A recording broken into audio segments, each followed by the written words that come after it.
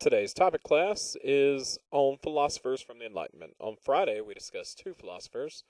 On today, we're going to discuss two more philosophers of the Enlightenment. The first of our two philosophers for the day is Baron de Montesquieu. Now, first off, I want to make sure everyone understands the term baron is not a name, it's a title, like sir or ma'am, very similar to lord from 6th grade social studies. It's a rich man in a country.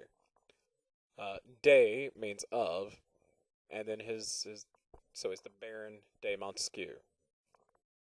Montesquieu is an Enlightenment philosopher from France. Now, on the picture, I do not have a picture of France. I actually have a picture of London, England, which relates to his major topic. His major topic is the development of a separation of powers. We discussed this concept a few days ago briefly, and we'll discuss it today a little bit more and a little more when we discuss American government in about 2 weeks. Separation of powers is the idea that no one man will have all the power in a country, but instead you'll divide it up between a group of people. I have a picture of London, England, because London has a separation of powers. Power in London is divided between the Queen, the Prime Minister, and the Parliament. And I have a picture of Parliament's building, which has the fabled Big Ben. Now, I love dogs. I really do, and I enjoy watching two dogs fight over a toy or something. Not in a Michael Vick type fight, but in a playful fight. So I have a picture here of two dogs fighting over some string. This kind of symbolizes the concept of separation of powers. No one dog has too much of the string, and they're fighting back and forth. Unlike my dogs at home, where we have one kind of big dog and one little tiny dog, and when they fight, it's very one-sided, but it's funny anyway. The separation of powers means no one guy or no one man or no one woman, and government has all of the power. You divide the power up between different groups.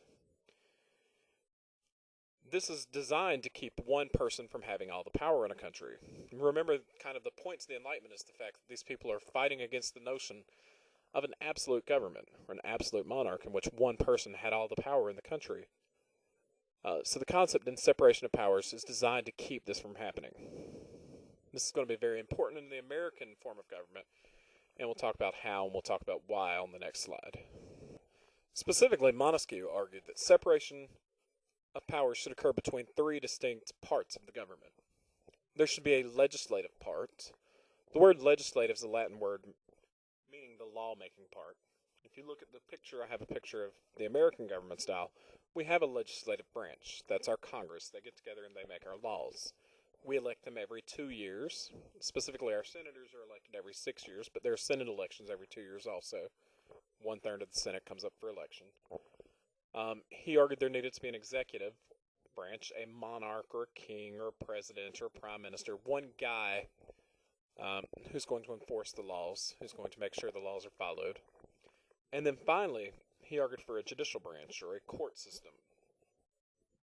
In America, our executive is our president, lives in the White House, which is the next picture. And the judicial branch is like our Supreme Court. The Supreme Court's job is twofold. For one thing, obviously, courts, not necessarily the Supreme Court, get together and decide if someone's innocent or guilty if they break a law, or if they're arrested for breaking a law. But the Supreme Court and some of the other courts also decide if our laws are even legal, if they even make sense, or if we should toss out a law. If you look at the Civil Rights Movement, the idea of separate but equal schools was tossed out by the Supreme Court, which then led to states having to find some way to do things legally. So that's the judicial branch. America is designed exactly like Montesquieu suggested. Voltaire is one of my favorite philosophers from this time period. He kind of goes about things a very different way, talks more about rights of the people than how to deal with government. He's another French philosopher. I have two of my favorite quotes by Voltaire on this page. For one thing, he's a big proponent of everybody kind of thinking for themselves, and he says, think for yourselves and let others enjoy the privilege to do so also. It's really easy to argue for your right to feel some way, to feel a certain way, but when it comes to arguing for someone else's right to think differently from ours, suddenly things get a lot more difficult. Voltaire said we needed to make sure everybody had that right. And then also, he wasn't necessarily big on religion, and he said, I've only ever made one prayer to God, a very short one. Oh Lord, make my enemies ridiculous, and God granted it. And personally, I just get a kick out of that. The thought that his one big religious moment was to pray for stupid enemies. Yeah, take from that what you will. As far as focus goes, Voltaire, like I said on the last page, focused more on civil liberties, civil rights, people's rights instead of what the government's going to do.